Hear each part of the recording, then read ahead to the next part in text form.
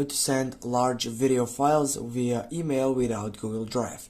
Firstly, the main point from here it is to open up your Google session, type for vtransfer.com, go for that first selection, and you can take up a side selection with, for example, a larger video file. And as you get all that sending file session, first you need to agree with all that stuff right here.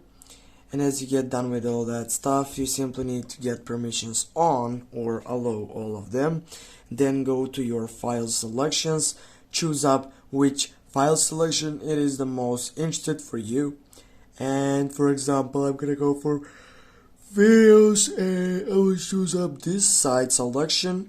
And as you can see, after you get done with all that stuff, the main point right here is to copy that link and go to my Google session or my email and then get it right there.